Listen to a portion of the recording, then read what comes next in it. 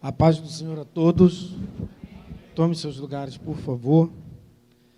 Antes ainda de eu entrar na palavra, como parte da programação, nós temos aqui uma apresentação de um slide a mostrar para vocês, falando sobre um resumo bem abreviado da vida do irmão André. Como já foi anunciado, aqueles que estavam aqui no início do culto, a nossa igreja, a Seminogal, através da Seminogal, ela é parceira da missão Portas Abertas, uma missão que existe há mais de 60 anos, que tem ajudado várias nações através do trabalho missionário. E a missão Portas Abertas é uma missão que trabalha na linha de frente com a perseguição severa e extremamente severa, naqueles lugares onde pregar o evangelho pode custar a liberdade ou custar a própria vida.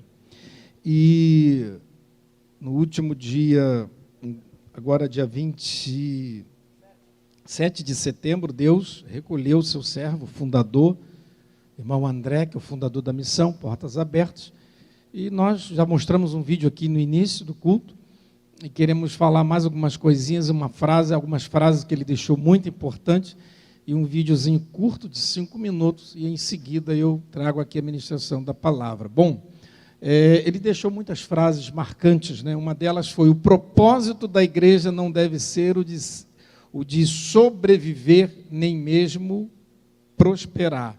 Mas, quem está mais próximo ali, está em vermelho, de quê?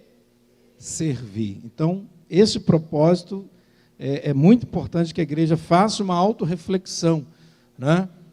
Outra, precisamos tornar a Bíblia disponível em todos os lugares e ensiná-la e vivê-la.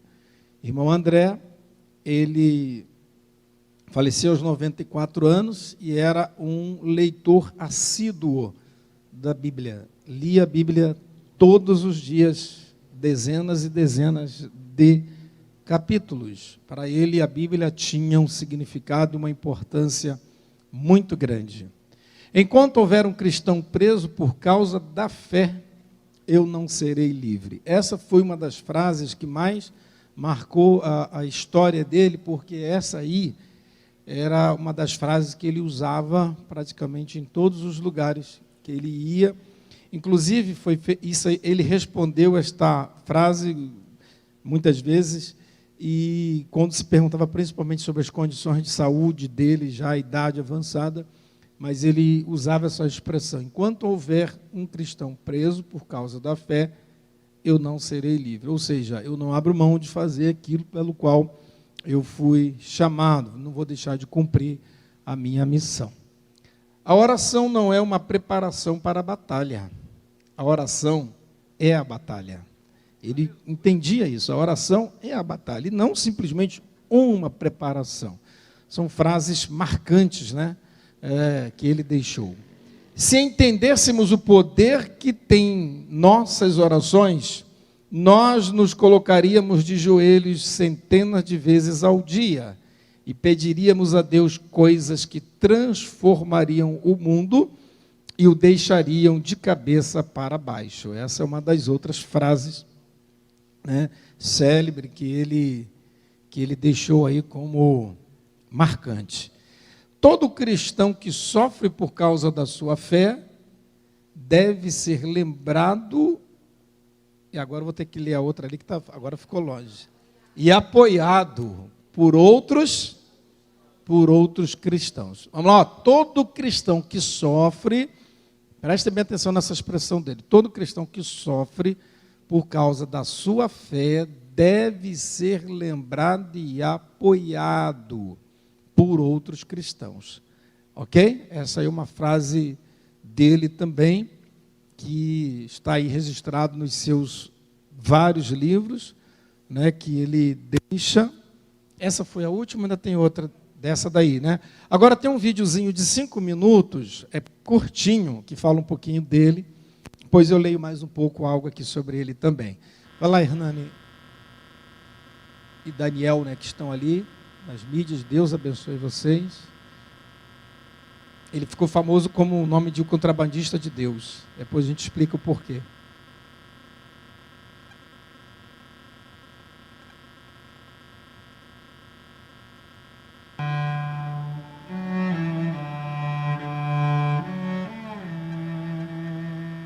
Você acabou seu disfarce agora. Não poderá contrabandear mais. Aí ele era bem novo ainda. Isso é o que você pensa. Oh! 1975. Eu sim. me apressei na minha conclusão, não é? Sim. Na sua primeira viagem, você chegou até a fronteira. Foi aí quando você orou e disse: Deus permita que aqueles guardas fiquem cegos. É Isso isso? é o que nós chamamos de oração do contrabandista. Senhor Jesus, quando estiveste na terra, fizeste olhos cegos enxergarem. Agora, eu rogo, faça olhos que vêm ficarem cegos. Mas precisa fazer isso agora. E se ele não fizer na hora, então já era. Eu não conseguiria enganar um guarda da fronteira. Imagina a cena. Eu chego lá, estaciono meu carro e desço para mostrar meus documentos. Em algumas situações, os guardas faziam a busca por 4 horas. 2 guardas na frente do carro, 2 atrás, 2 embaixo e 2 simplesmente parados observando as minhas expressões faciais, para ver se eu estava ficando nervoso. O que você faria? E eles não acharam as Bíblias em todo esse tempo? Não, eu nunca perdi uma Bíblia em 20 anos.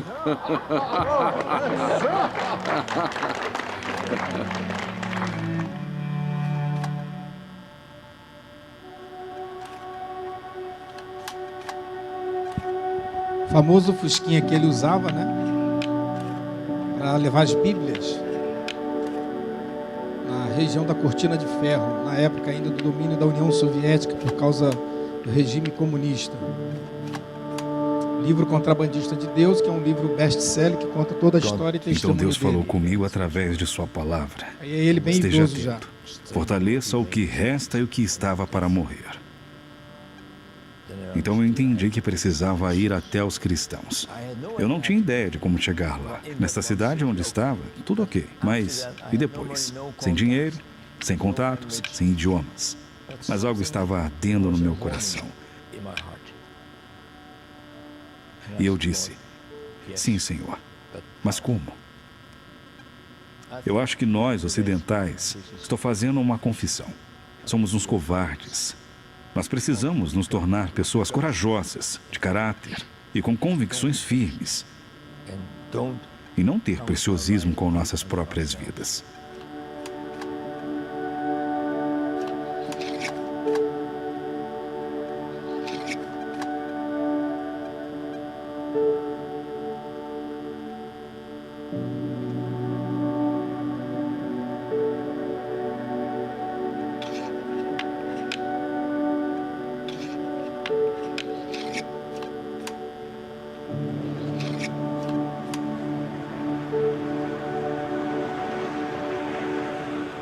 Nós decidimos seguir em frente em obediência a Deus.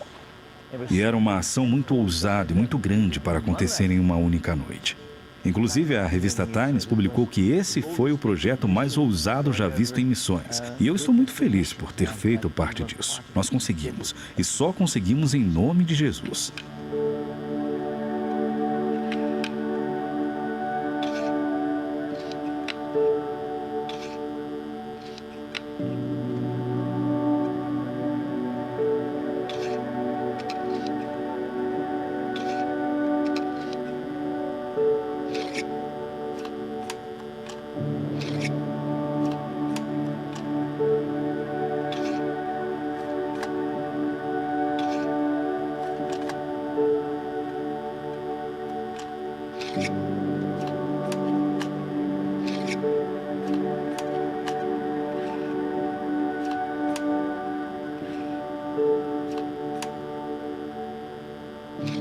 Claro que é perigoso, mas é muito mais perigoso se nós não fizermos. Não diga, se cuide, diga, corra riscos. Irmão André.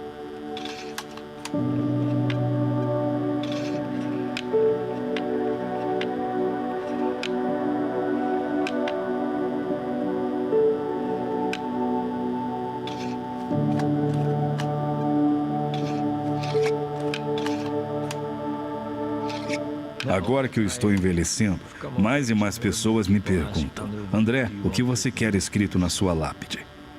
Eu tenho algumas opções. Ele não está aqui. Ele ressuscitou. Outra seria: ele fez o que não poderia.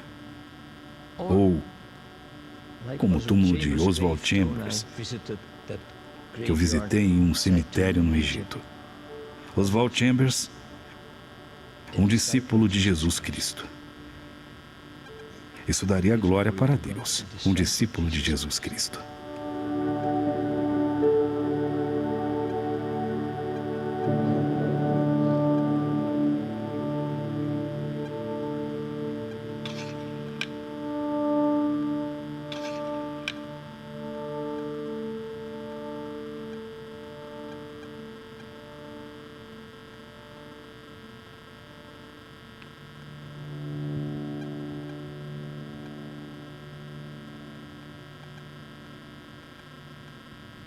Amém? O nome dele é N. Vanderbilt. Ele nasceu em 1928, na Holanda, e ele cresceu no contexto da Segunda Guerra Mundial.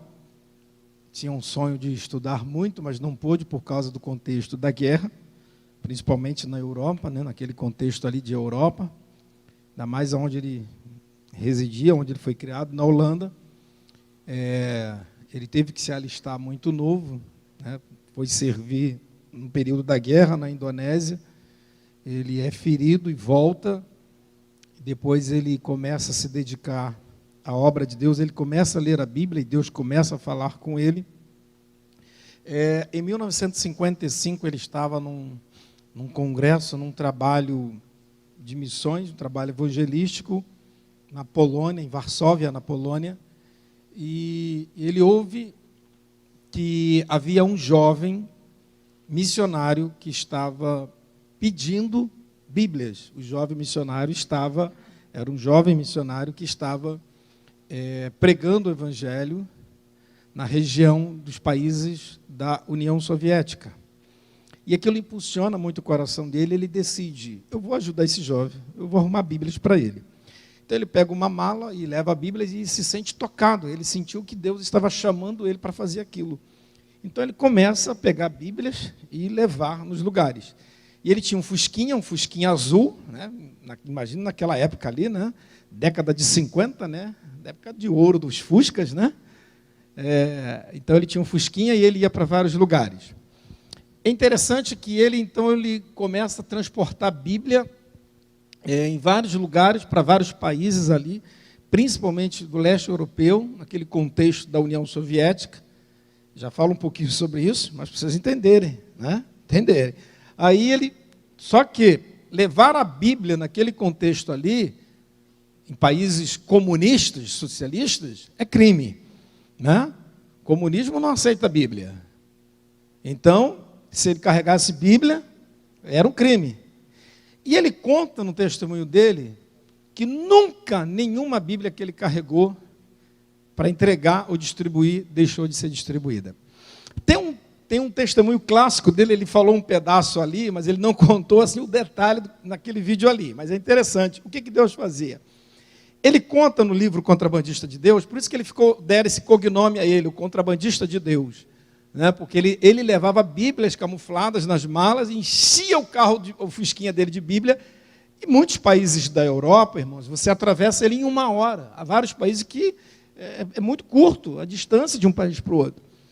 Ele conta que uma das primeiras vezes, ele estava com o fusquinha dele. Quem é que lembra do Fusca? Muitos aqui, os antigos. Pouca irmão levantou. Então, geração nova, né?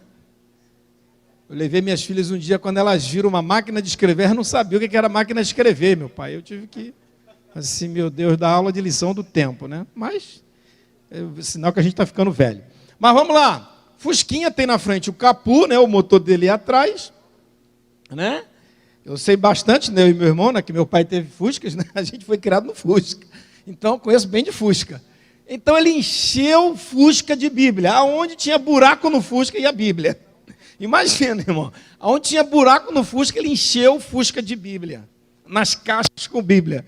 E ele ia atravessando cidades, na época do auge do comunismo, e ele sabia que se ele fosse pego, pela polícia, ele seria preso e seria condenado por causa da Bíblia. E uma das vezes, igual vocês viram no vídeo, ele para, e aí a polícia vem, pede o documento dele, e aí eles falam, nós vamos dar uma olhada no carro todo. E aí ele fica, meu Deus, estou frito.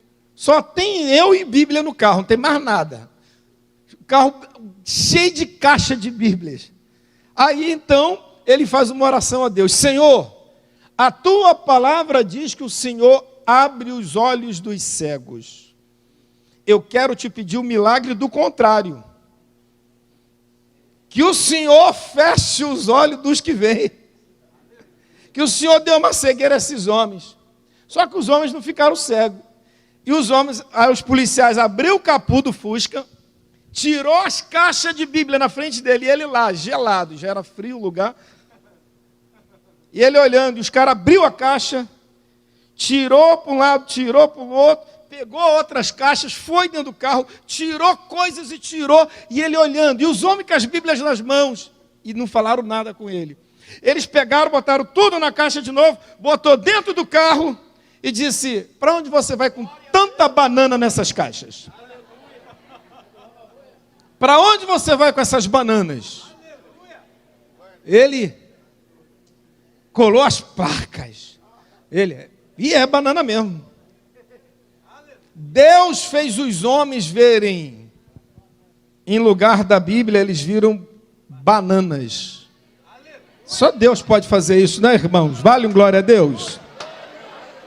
Ele viu com isso um sinal de que Deus estava dando a ele uma estratégia de levar Bíblias, de distribuir Bíblias.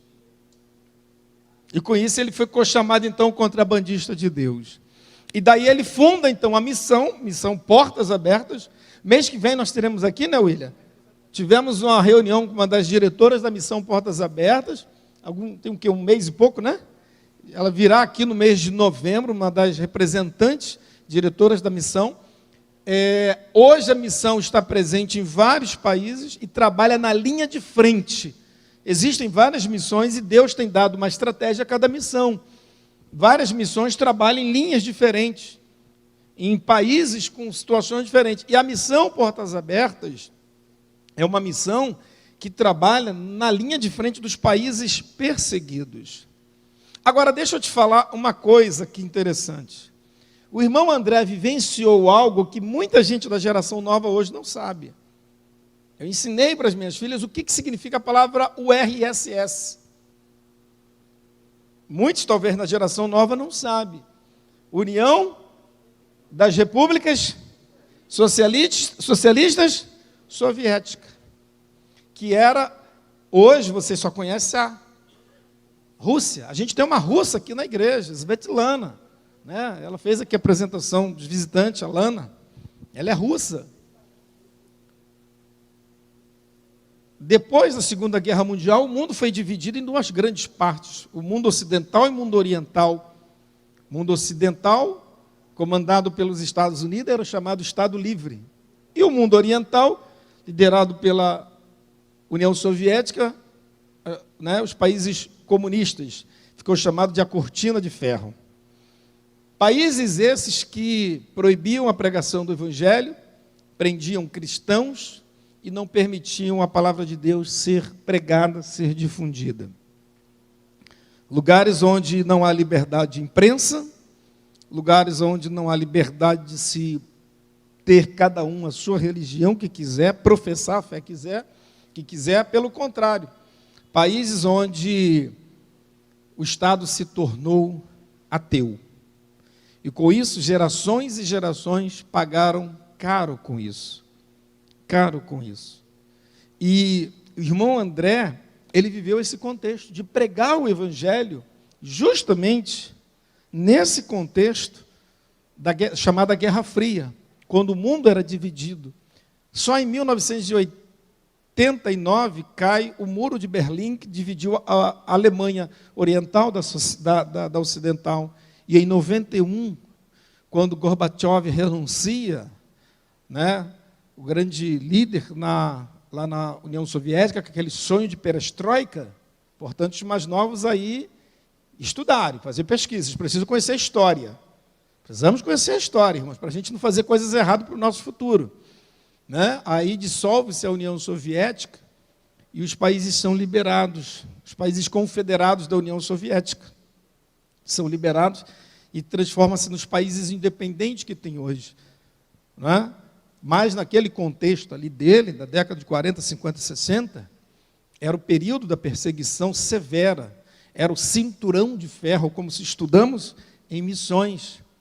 E em missões se estuda que nos anos da década de 50, 60, 70, as igrejas que mais tinham projetos de oração era orar para a queda do comunismo no mundo inteiro. As igrejas do mundo inteiro oraram pela queda do comunismo. Aí, lamentável, hoje tem crente que parece que está apaixonado pelo comunismo. Mas e as igrejas oraram pela queda do comunismo. Oraram por isso. Irmãos, só crentes que estão nesses lugares sabem o que é isso. Eu estive num congresso de missões em São Paulo, alguns anos atrás. Levei um grupo de irmãos, eu estava na Marileia, e eu levei a Zibete Lana. Lana foi com a gente, numa das grandes missões que esse país tem, uma das maiores missões, numa base missionária. Ela lembra-se disso.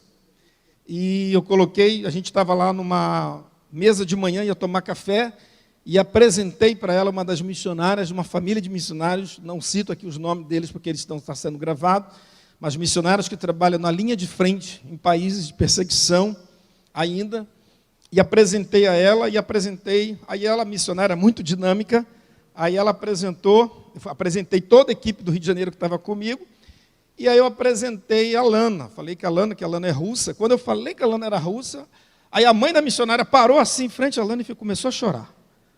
Começou a chorar, pastor. Eu fiquei assim, meu Deus, o que eu falei, meu Deus, de errado para essa irmã aqui, que a irmã começou a chorar.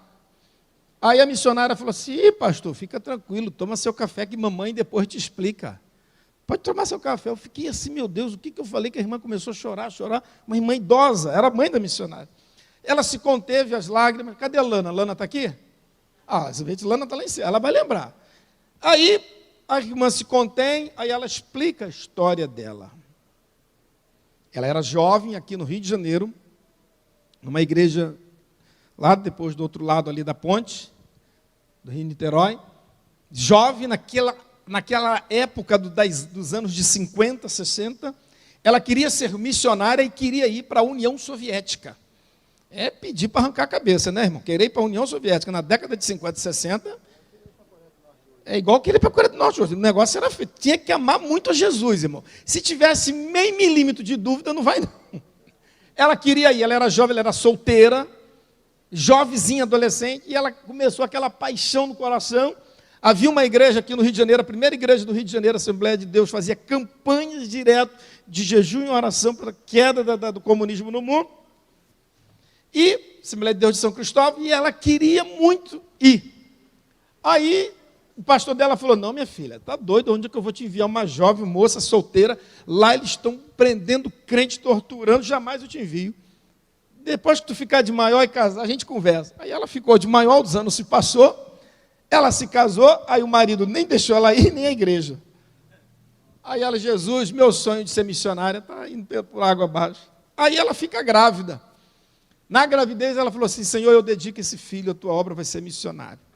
E quem é que nasce? É a filha, é essa missionária, que está num país lá no leste europeu. Ela dedica a filha a missões. Mas ela, esses anos inteiros da vida dela, ela colocou um propósito diante de Deus, que ela nunca deixaria de orar para que Deus derrubasse aquele sistema do comunismo, da União Soviética, e que Deus salvasse a União Soviética, salvasse os russos principalmente. E aí, na semana daquele congresso, você lembra o ano, Lana? 2011, 12, 13, por aí? Você lembra o ano que foi lá em São Paulo, que a gente teve? Lembra não? Talvez 10, 11, por aí, mais ou menos isso. Eu sei que, na semana que ela estava indo para aquele congresso lá em São Paulo, ela já muito idosa, ela orou a Deus e disse assim, Senhor, quando eu era jovem, eu quis ir ao campo missionário. Eu ofereci a minha vida a um lugar mais terrível e difícil que um missionário poderia entrar, que poderia entrar e nunca mais sair. A minha igreja não deixou eu ir. Eu me casei. Meu esposo não deixou e não quis ir. Engravidei. Tive filho. E nunca pude eu ir. Aí, olha a oração dela naqueles dias, Ronaldo. Ela disse assim: Senhor, eu estou velha. E ela estava indo já para São Paulo no congresso. Ela disse assim: será que eu morrerei? Orei por mais de 40 anos pela queda do comunismo e hoje eu sei que ele já caiu. Será que eu morrerei? Nunca verei um russo salvo na minha frente? Entendeu porque ela estava chorando lá no café, irmãos? Quem é que estava sentado na frente dela tomando café? Olha que a russa não é baixa não, ela é grande. A russa lá na frente dela tomando café. Por isso que a irmã caiu em lágrimas e ela começou a dizer: Jesus, obrigado. Obrigado. Eu já vi um russo salvo na minha frente. Era a Lana que estava lá. Irmãos, ano passado eu estive com uma das missionárias do país número 1 da perseguição ao evangelho. Levamos um grupo da nossa aqui, ela nem pôde vir aqui, mas nós fomos numa igreja aqui no Rio de Janeiro, onde estava lá uma missionária que sofreu abuso, violência, o terror do que é sofrer num país que persegue o evangelho. Então, vejam vocês que pregar a palavra de Deus pode custar. Na Eritreia, se um crente for pego com a Bíblia, pode lhe custar caro. Como em muitos lugares. Nós estivemos na África numa caravana. Nós, ao chegar em um determinado país, nós não podíamos nem usar uma camisa como essa que está seminogal, nem Bíblia na mão, nem nada, porque teríamos o risco de ser preso. Então isso mostra para nós, irmãos, que nós temos que ser gratos a Deus pela liberdade que temos. E aí, em pouco tempo, eu quero te convidar a abrir a sua Bíblia em Atos 20, 24. Eu quero ler um versículo só, Atos 20, 24. O que Paulo fala para nós? Paulo diz assim, Atos 20, 24. Mas em nada tenho a minha vida por preciosa, contanto que cumpra com alegria a minha carreira e o ministério que recebi do Senhor Jesus, para dar testemunho do evangelho da graça de Deus. Vou repetir. Mas em nada tenho a minha vida por preciosa, contanto que cumpra com alegria a minha carreira e o ministério que recebi do Senhor Jesus, para dar testemunho do evangelho da graça de Deus. Eu quero ser bem rápido, apenas dizer aqui como título: não haja silêncio em vós. O apóstolo Paulo, ele sabia do seu chamado e de sua missão. Primeiro, não haja silêncio em vós, em primeiro lugar, tendo certeza do sentido da vida. Paulo não estava depressivo e nem queria morrer. Quando ele diz, não tenho a minha vida por preciosa, a não ser que ela tenha o sentido. E qual era o sentido da vida de Paulo? Cumprir a carreira e o ministério. Paulo, ele diz que ele compara o ministério chamado dele como uma carreira, e a palavra carreira aqui, ela vem dos esportes. Paulo usa muito essa expressão, porque no contexto de Paulo, já havia os esportes em Atenas. Todo mundo aqui sabe que as Olimpíadas nascem dos esportes que havia em Atenas, na Grécia. E já havia nos dias de Paulo os esportes em Atenas. E Paulo compara a vida cristã como uma atividade esportiva, no sentido de que aquele que entra na arena, ou entra na pista de corrida, ou qualquer outra coisa, ele não pode parar. Ele tem que prosseguir. Se ele entrou ali, ele não pode mais voltar atrás. A carreira exige o quê? Aceitar os desafios. Não parar, não se acomodar, mas persistir, acreditar, Continuar é o sentido. Por que o atleta ele entra na pista? Porque ele almeja um prêmio. Porque ele almeja uma recompensa. Porque ele acredita que, embora tenha outros adversários ali, mas ele vai chegar lá.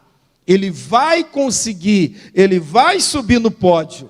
Então Paulo, ele sabia o sentido da vida dele.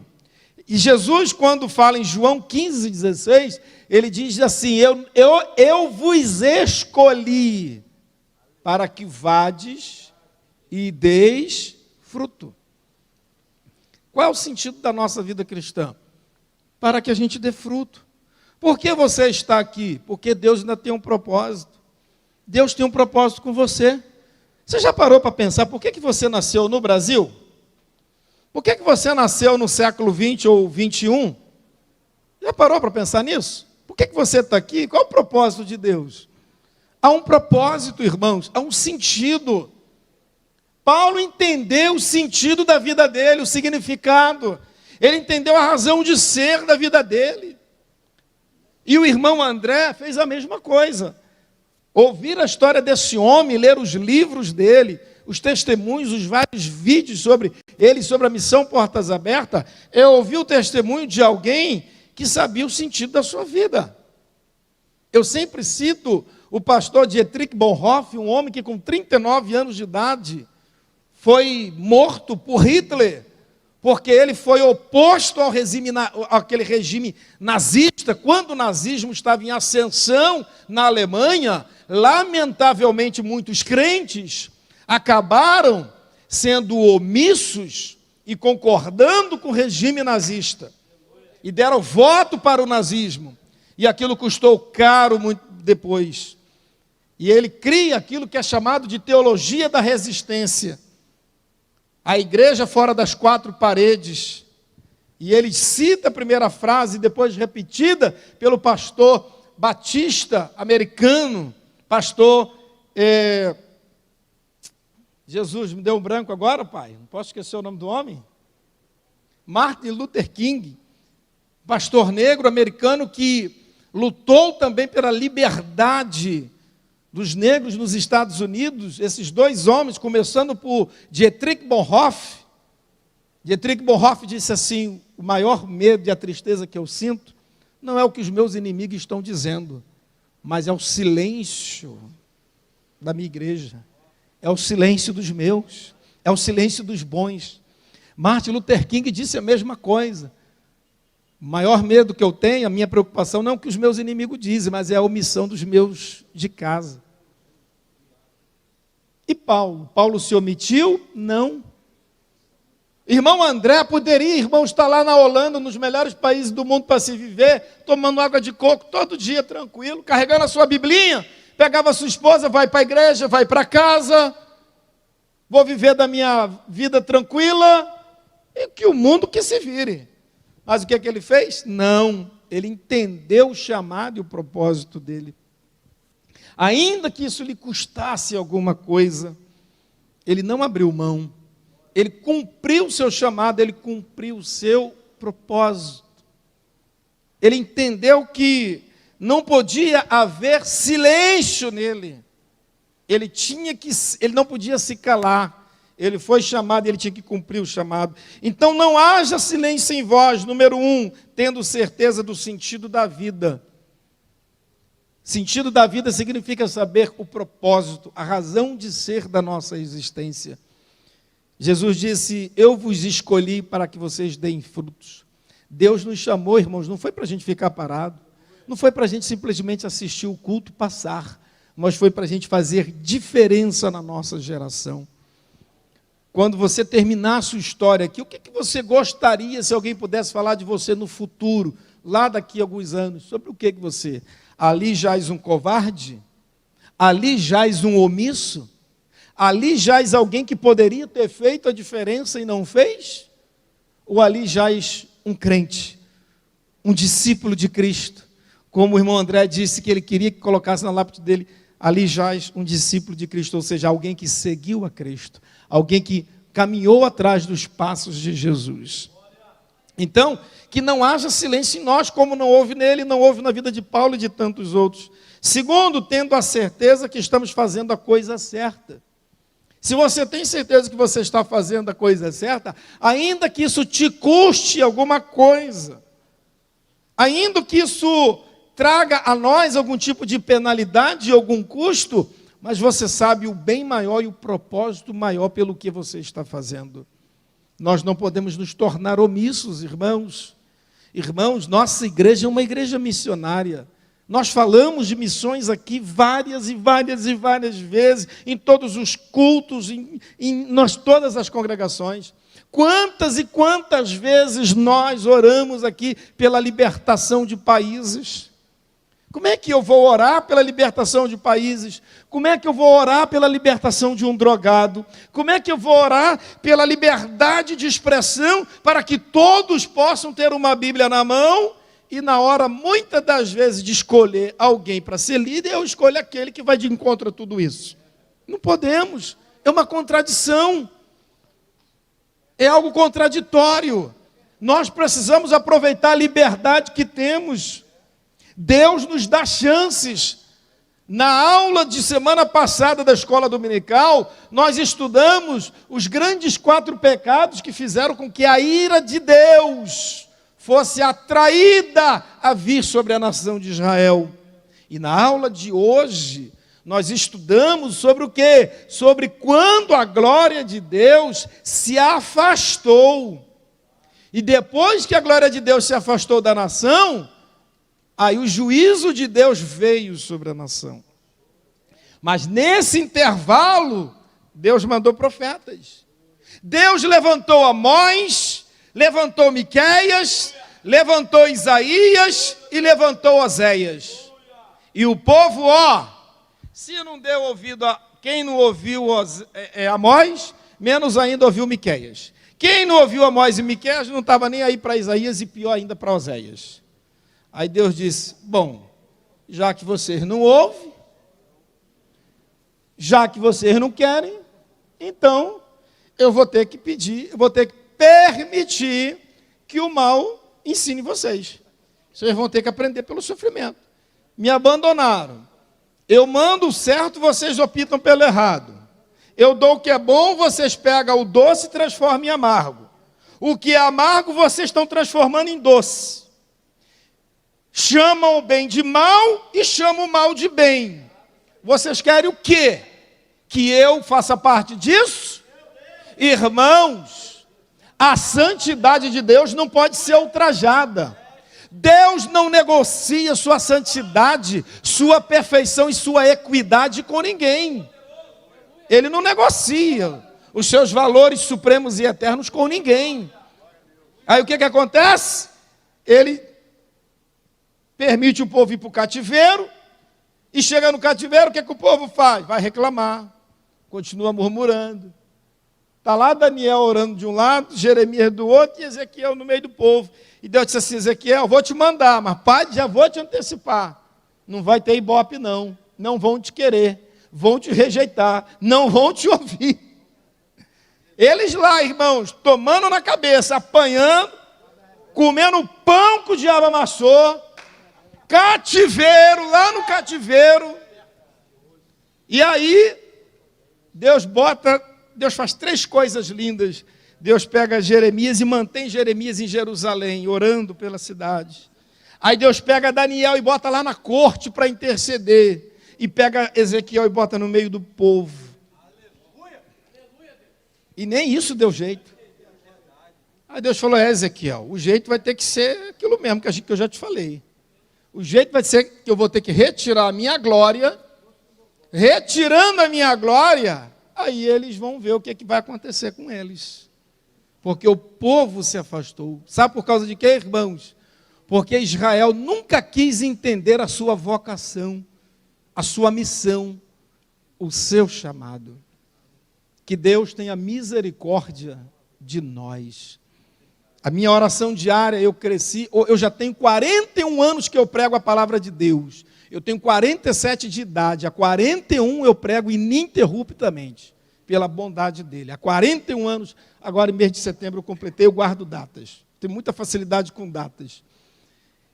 E eu já disse isso para as minhas filhas, eu cresci numa geração que eu tive liberdade de, com 14, 13, 12 anos, 15 anos de idade, subir num palanque para pregar o Evangelho. Eu não sei se isso vai acontecer, continuar acontecendo no Brasil. Não sei, Deus o sabe. Fui criado numa geração, está aqui muitos aqui como a minha geração, que fomos criados ouvindo que Deus tem uma promessa para o Brasil. Agora, irmãos, deixa eu te falar uma coisa. Deus não fica na mão de ninguém, nem da sua igreja. A Bíblia tem mais de 8.000 promessas. A maioria delas não depende de Deus. A maioria das promessas da Bíblia são condicionais. Pouquíssimas são incondicionais. O que significa uma promessa incondicional? Independe, se o homem crê ou não, ela vai acontecer. Irmãos, pode a humanidade inteira se desviar e não acreditar que Jesus volta. Ele vai voltar. Pode todo mundo dar a mínima não acreditar que vai existir um anticristo, que vai existir um sistema de governo mundial. Pode acreditar no que quiser. Não acredito no céu, não acredito no inferno, não acredito em Deus. Pode escrever, meu filho. Fique à vontade. Que vai vir, vai. Porque não depende de nós. Agora tem coisa que depende de nós. O avivamento virá como condicional. Foi o que Deus falou, Deus estabeleceu isso para Salomão. E diz Salomão, se o meu povo, que se chama pelo meu nome, orar, se converter dos seus maus caminhos, buscar a minha face, se houver isso. Eu estava ouvindo um hino que o Diante do Trono gravou nesse tema. Ontem eu chorei, sabe por quê? Eu me lembrei da cena, 2003. Em frente ao Congresso Nacional, havia cerca de mais de 500.000 crentes. E dobramos os joelhos lá. E muitos colocou seu rosto no pó, na grama, para dizer: Deus, salve o Brasil. Bota a corrupção para fora. Não demorou 3, 4 anos. E vocês viram como é que o Brasil começou as coisas a aparecer. Era o ano de 2003. Brasília era chamado de cemitério de igrejas. Trabalhei lá, eu vivi lá 7 anos e meio. E como Deus está mudando as coisas quando a igreja começou a orar. Será que a gente, irmãos, oramos tanto e vamos parar agora? Vamos voltar atrás? Vocês sabem o que aconteceu com o povo quando saiu do Egito? Você sabe o que deu neles no deserto, irmãos? Vontade de comer pepino. Sério? Você sabe o que aconteceu com o povo? Vontade de comer cebola. E você sabe mais o que deu neles? Saudade. Passaram assim, disseram assim: ah, Moisés, eu me preparei a vida toda para ser enterrado num caixão no Egito. Meu sonho era ser enterrado no Egito. Irmãos, imagina Deus olhando, Deus ouvindo isso lá de cima. Eles estavam, irmãos, no deserto com saudade do pepino do Egito, saudade da cebola do Egito e saudade de ser enterrado no caixão do Egito, mas como escravo. Você sabe o que o diabo falou para Jesus? Eu sempre digo isso. O diabo tentou a Jesus com uma fórmula que ele está tentando muita gente hoje, com a mesma fórmula. Mateus capítulo 4.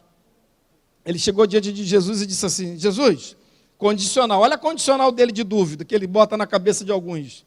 Se és filho de Deus, tu está com fome, Jesus. O negócio é encher a barriga.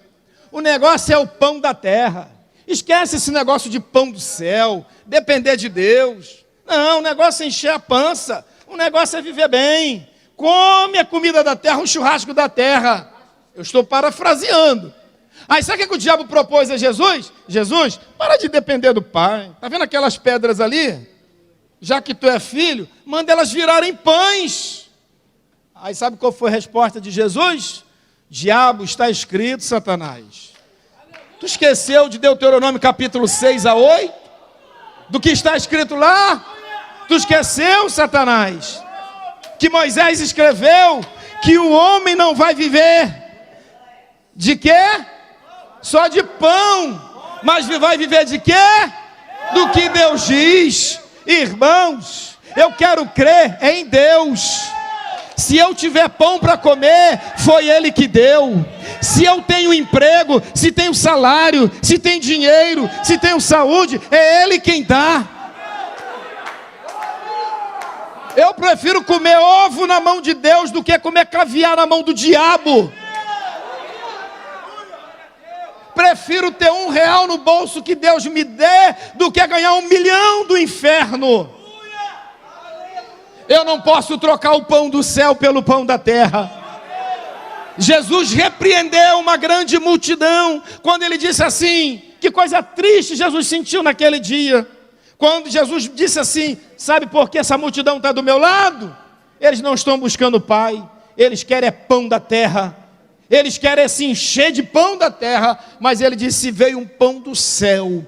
E se vocês não comerem dele, não terão vida em vós mesmos. Irmãos, nós somos um país livre, mas há muitas igrejas que não têm o que nós temos. Há muitas nações que não vivem o que nós vivemos. E parece que tem crente que não acredita nisso. Estude a história do que é comunismo. Estude a história do que é socialismo. Sabe por que o comunismo nunca deu certo e jamais vai dar? Eu te afirmo e mostro o porquê. Vou te dar um único motivo. Poderia te dar vários. Eu vou te dar um único. Um único. Sabe por que o comunismo nunca deu certo em país nenhum e jamais vai dar? Porque o comunismo nega a existência de Deus. Nega Deus como Senhor e Criador e a sua palavra. Ninguém prosperará se negar Deus, irmãos. Ninguém. Não há prosperidade, não há êxito para quem nega Deus. Os discípulos chegaram a Jesus e disseram, Senhor, tem um grupo aí que está orando no teu nome, expulsando demônio, falando no teu nome. O que a gente faz? A gente cala a boca deles? Jesus disse, meu filho, fica aí tranquilo. Eles são contra nós ou por nós? Não, Senhor, eles não são dos nossos. Ele não veste terno, tem gravata, xinga palavrão. Ele não é muito crente ao nosso modo não, Senhor. Não toma ceia com a gente não. Mas Jesus disse, ele é contra nós ou é por nós? Se ele é por nós, deixa ele falar, meu filho. Porque quem é por nós não é contra nós. Amém, irmãos? Eu não acredito que irmãos, nós, uma geração que está orando, eu fui criado numa geração que a gente orava para Deus derrubar o comunismo do mundo. Fomos criados nessa geração antiga que sabe disso. E tem crente apaixonado por essa proposta do inferno hoje, para isso entrar no Brasil. Deus salve nossa nação desse mal, irmãos. Porque aonde esse mal entrou, a Bíblia não foi mais permitida. A pregação do Evangelho não foi mais liberado para ser falado. Deus guarde o nosso país. Levemos isso a sério. Levemos isso a sério, irmãos. Porque, assim como o irmão André, que viveu isso na pele, viveu essa realidade, como inúmeros outros cristãos que até hoje sofrem. Nós já trouxemos irmãos aqui, nós já levamos missionários em outros lugares que a gente não pode nem mostrar a foto, nem o nome, porque senão ele sofre retaliação, ele é perseguido. E é isso que você quer para o Brasil? É isso que você quer para a sua nação? Irmãos, Deus nos dá sempre uma válvula de escape, uma oportunidade. Deus quer fazer da igreja brasileira um celeiro para o mundo. Irmãos, como Deus tem abençoado a nossa nação. Só quem esteve fora do Brasil sabe o quanto essa nação, e alguns aqui como eu e outros aqui já estiveram fora do Brasil, sabe como essa nação lá fora é amada. Como tem povos que olham para nós e gostaria de ser o que somos, de ter o que temos, de ter a liberdade que a gente tem. A gente chega na África, irmãos, o coração do africano para adorar. Meu irmão, vocês veem o Ronaldo pulando e cantando, ele se cansou, nem ele aguentou lá. Não é, Ronaldo? Irmãos, imagine um templo do tamanho desse, que não tinha piso, a poeira sobe quando os crentes cantam. Você vai todo bonitinho para a igreja assim, perfumado, chega lá, tu volta na poeira. Passa a mão no suor aqui que vai vir poeira. Mas o povo que adora, um povo, irmãos, que glorifica a Deus. Tem lugares lá que não tem dinheiro, mas traz banana, traz coco, traz frutas, traz coisas para o altar da casa de Deus, querendo ter o que nós temos. Eu estive com um pastor, vou encerrar, um pastor de um país da África aqui, e eu levei ele na CPAD. Quando ele entrou na porta da CPAD, ele parou e ficou assim olhando, e eu vi as lágrimas descendo nos olhos daquele homem, e as pessoas lá dentro não entendiam. Ele ficou olhando, e as lágrimas veio. Ele disse assim: pastor, quem me dera que na minha nação tivesse uma banquinha para vender Bíblia. Na minha nação não tem uma loja, não tem uma banca que vende Bíblia, e aqui vocês têm Bíblias para se perderem. Vocês têm tanto livro, tanta escola de teologia, vocês têm tudo nessa nação. Eu levei ele na editora CPAD, ele conheceu o parque gráfico, como se monta uma Bíblia, o processo todo de montagem. Ele ficou, irmãos, estupefado. Ele disse assim: eu não imaginava como é que era um processo de se montar uma Bíblia, e lá eles não têm, e aqui a gente tem e nem sequer lê. Irmãos, esse livro foi construído com lágrimas, com sangue derramado, com a história de sangue sendo derramado de pessoas que acreditaram na vontade de Deus. Deus nos guarde. Que a gente continue fazendo cultos de missões nessa igreja, orando pelas nações lá fora. Que a gente não faça culto aqui, chorando, pedindo a Deus liberdade. Como meu coração doeu em março de 2000, como pastor da igreja lá em Marileia, ter que fechar a igreja por causa da pandemia, e a gente não poder fazer culto, irmãos, como doeu meu coração naquele tempo. E fiquei imaginando: Senhor, é só por causa de um problema de saúde. Triste seria se fosse por causa da perseguição. Que Deus nos guarde, Deus abençoe o Brasil.